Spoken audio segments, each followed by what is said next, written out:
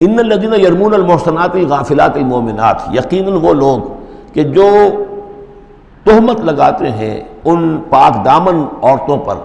کہ جو غافل ہیں، جن کو ان چیزوں کا ہوش بھی نہیں ہے، جن کا گمان بھی ادھر نہیں گیا، المؤمنات اہل ایمان میں سے، لعنوا فی الدنیا، ایسی معصوم اور پاک دامن عورتوں پر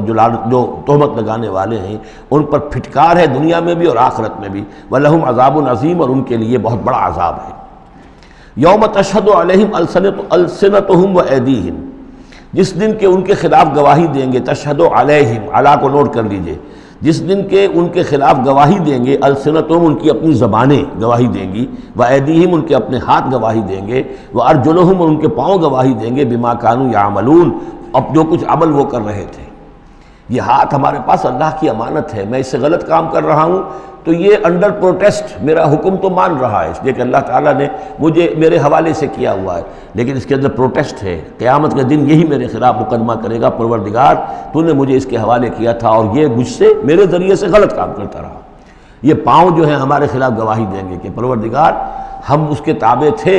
اس کے حکم کے مطابق چل رہے تھے، یہ بدبخت ہمیں چوری کرنے کے لیے جاتا تھا تو اس کے لیے استعمال کرتا تھا، یا کوئی اور برا کام کرنے کے لیے ہمارے پیروں ہمیں استعمال کرتا تھا۔ یومئذ یوفیہم اللہ دینہم الحق، اس دن اللہ تعالیٰ ان کا پورا بدلہ ان کو دے دے گا۔ یہ دین کے لفظ کو یہاں نوٹ کیجئے، دین بدلے کو کہتے ہیں، دین